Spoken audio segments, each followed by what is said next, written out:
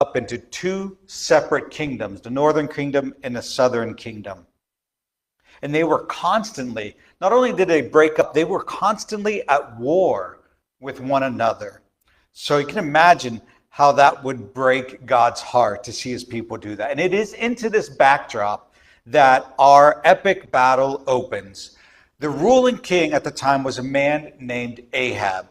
And Ahab began to worship a false god by the name of Baal or Baal.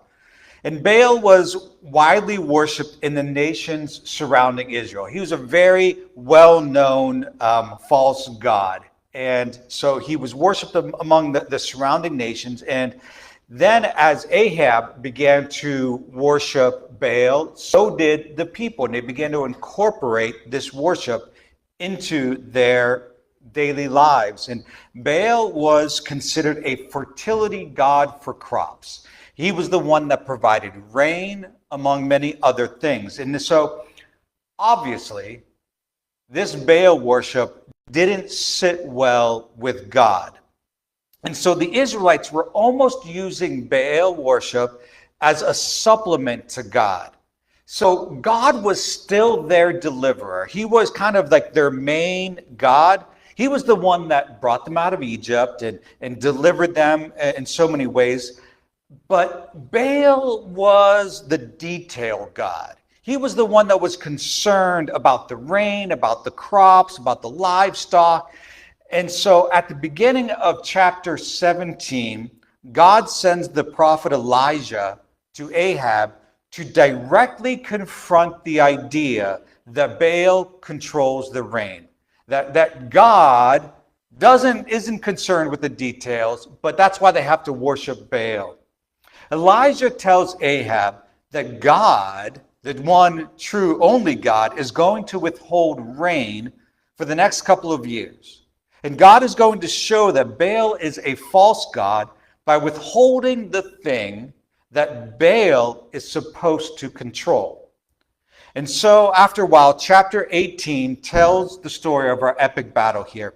After a little over 3 years of drought, enough time to really show who controlled the rain, Elijah goes back to Ahab. And we're going to take a couple of moments to immerse ourselves in this scene. And so the writer really details this story very well. And so as we read these verses in 1 Kings 18, starting with verse 19, I really want you to try to use your imagination and imagine everything that is going on. Imagine how, if you were Elijah, what you would be feeling. So verse 19, Elijah writes, "Now summon," talking to Ahab, "the people from all over Israel to meet me on Mount Carmel.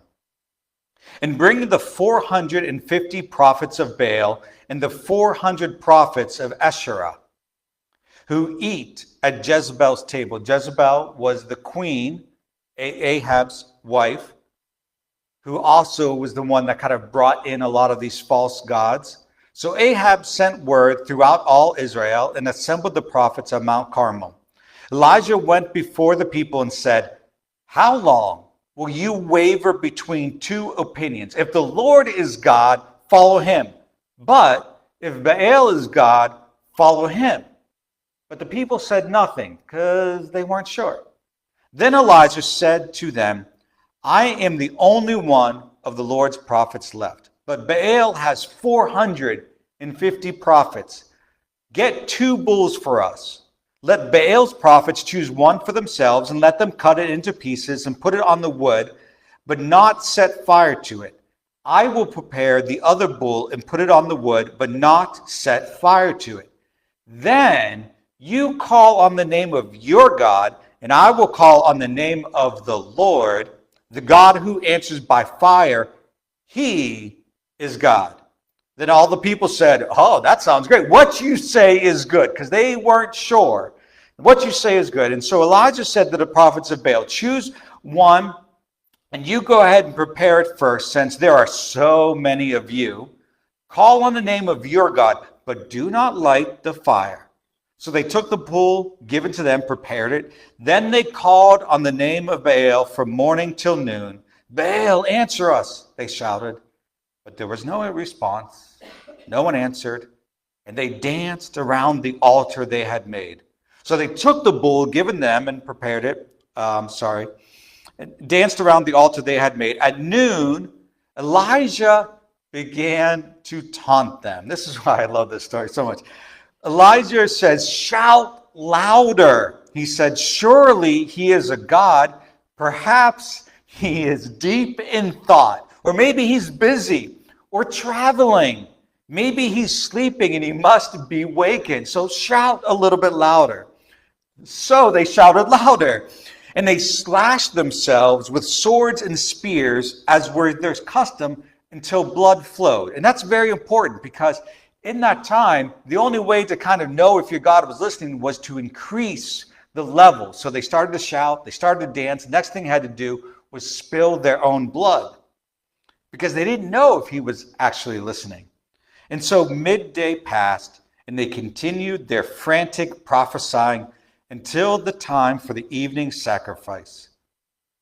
But there was no response. No one answered. No one paid attention. Then Elijah said to all the people, "Come here to me." They came to him, and he repaired the altar of the Lord, which had been torn down. Elijah took 12 stones, one for each of the tribes descended from Jacob, to whom the word of the Lord had come, saying, "Your name shall be Israel." With the stones he built an altar in the name of the Lord, and he dug a trench around it large enough to hold 2 seahs of seed. He arranged the wood, cut the bull into pieces, and laid it on the wood. Then he said, much to the astonishment of all the people, I'm sure, "Fill 4 large jars with water and pour it on the offering and on the wood." So they did it. "Do it again," he said, and they did it again.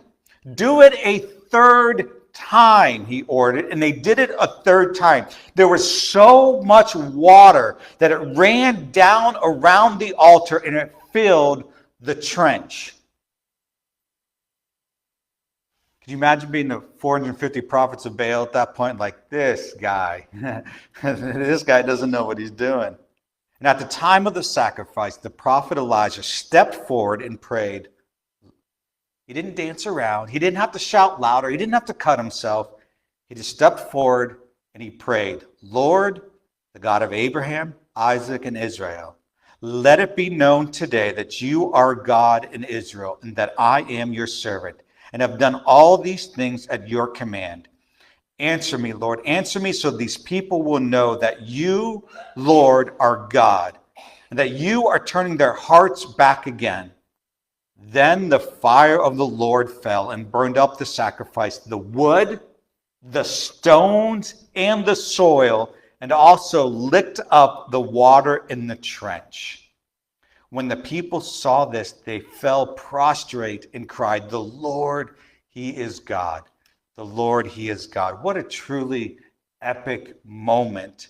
Baal is proven to be false. God shows the people that he is the only God, that they don't need to supplement with false gods.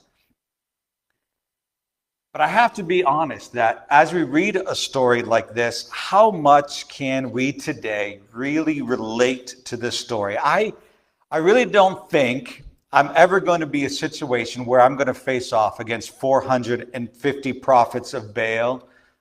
I'm not like Elijah. When I read this story, it's so epic and it's so momentous. And I think that I doubt that God is ever going to place me into a situation like that, because I'm not Elijah. And at the same time, I kind of want to be Elijah, right? Don't you want to kind of be in a moment where you're facing off and you do something great before God? And I want to stand for what's right and see a miracle done through me. And I think the natural reaction to this story is to say, I want that to be me, but it's not me. So God, how do I find meaning in this story? What is the word trying to say to us today through this epic battle? And something that is important for us to realize is that when we read stories like this, that this moment is not the entirety of Elijah's life.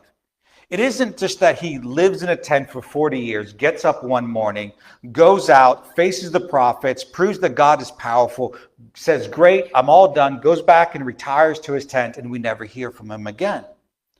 This event is just a snapshot in a life that Elijah lives. It's a culmination of other events. So often when we read stories like this, we isolate the experience and think, yeah, that's great for Elijah and a great win for God. But we think God can never do something like that for us because it is such a grand moment. And we miss that the reality is that there's more to the story. We don't realize that God can do something like this with our lives if we allow him to work in us and follow him day after day in the so-called smaller battles that we face. And often those small wins are actually more epic than we can ever comprehend.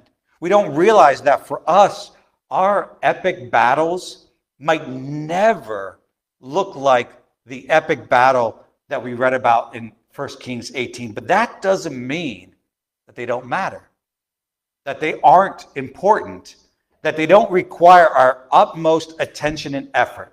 An epic battle doesn't have to be a grandiose moment. An epic battle can be the daily choice of trusting, believing, and every day obediently living out our faith in God. Let's take a step back a moment and look at chapter 17 in 1 Kings. In chapter 17, right after Elijah tells Ahab that there's going to be a drought in the land, God immediately sends Elijah away in isolation. And Elijah only has a small stream to provide him with water and ravens that supply him with food. And before this epic battle with the worshipers of Baal, he has to struggle through the daily grind of finding food and water and learning to trust God to provide him what he needs. Reminds me a lot of the Lord's Prayer. Give us this day our daily bread, a daily asking of God to provide. And it's in this process that God begins forming and growing Elijah's faith, and it sets the foundation for the battle that happens in the next chapter of 18. Eventually, because of the drought, the little stream that Elijah has dries up. Can you imagine being Elijah in that moment? Not knowing that chapter 18 is coming. He doesn't know that. All he knows is that this small stream has been providing water, and now it's gone. And now he has to trust to God to provide. And so he prays out to God, and then this is what God says to him. When everything dries up, God says to Elijah, I want you to go. I want you to go to a different land, not within the kingdom, but in a different land entirely. And he says there's going to be some widow. That's all he says. Some woman, some unknown woman who's going to provide you with food. Just go to this random town, and this random woman you're going to meet is going to provide you with food. It's very reminiscent of all the way back in Genesis when God calls Abraham to leave everything behind, leave his people, his family, his country, and go off to a land that God's going to show him. No direction, just kind of go. God is asking Elijah to have the kind of trust in God that really doesn't make a lot of sense. Elijah is facing this battle in this moment to trust in God or to trust in his own judgment. I think I've heard about a place where there might be water. I should go over there, not to a random place. But he decides to follow. And he goes to the town, he gets food from this widow, and he spends the rest of the famine being fed miraculously in this town. And I've spent a lot of time with this text, and I was thinking how much I wanted to be like chapter 18 Elijah, right? In this big epic battle, and spewing out these cool one-liners, shout louder. Oh, he's probably just traveling. Maybe he's asleep, just kind of taunting these false prophets. But then I began to recognize that maybe I needed to grow a little bit. That I wasn't even like the chapter 17 Elijah. Then God hit me with the big realization that I wasn't like chapter 18 Elijah, or I wasn't even like chapter 17 Elijah. I'm not even like Elijah at all in this story. He began to show me that I was like one of the Israelites in the crowd in chapter 18. What he began to show me was that the Israelites are so concerned about the land, about rain, about their livestock, that they're searching for something else to provide for them. And so they turned to Baal. Sure, they still believed that God was their deliverer, but they weren't solely focused on him. In verse 21, again, Elijah before the people, and he said, "How long will you waver between two opinions?" And for us, we have so many things going on in our lives, we don't even realize that we may have divided hearts and minds. We're divided in what we have to do, and that have this faith in God, that we're faithful to God to come to church over the weekend. But what does the rest of our life look like? Are we trusting and obeying God in the daily activities of our lives? Or is there anything that is pushing God out of the center of our lives? What may be our idols? What is it that takes our focus, our time, or our intentions away from God? Because it can be so many different things for us. It can be work. It can be being parents. It could be keeping up with our daily responsibilities. It could be trying to keep up with friends or family. And all of this just takes away so much of our energy that it can be an idol for us, because we begin to focus on it more and more than we do on God. And we focus on God on Sunday mornings, but then as we go throughout the week, it kind of begins to fade. And it doesn't matter who you are or what you do with your days. We all lead busy lives. What is pulling away our time and attention from us as individuals from spending the necessary time with God in order to grow in that relationship with him? Have you ever looked back on your week and said, I was just too busy to spend time reading the Bible or praying? Have you ever looked over at your finances and said, I'm just too maxed out to give anything back to God? When we look at this battle with Elijah on the mountaintop, we want to be Elijah, when in fact, maybe we need to realize that we are a member of the crowd. We're oscillating between God and an idol. And Elijah says, not to the crowd, but he says to us, choose this day whom you're going to follow. What God has been showing me in chapter 17 and 18 is that I am battling daily, but it's not in the battle that I initially think that I'm a part of. The battle is, who today am I going to follow? Who today, and I get up the next morning, who today am I going to choose to follow? On Sunday morning, when I'm sitting in the service singing and praising and listening to this sermon, I am fully convinced I am following after God. But it's Sunday evening when I'm spending time with my kids and am I talking with them about God? In my marriage, am I taking the time to be a godly husband to my wife?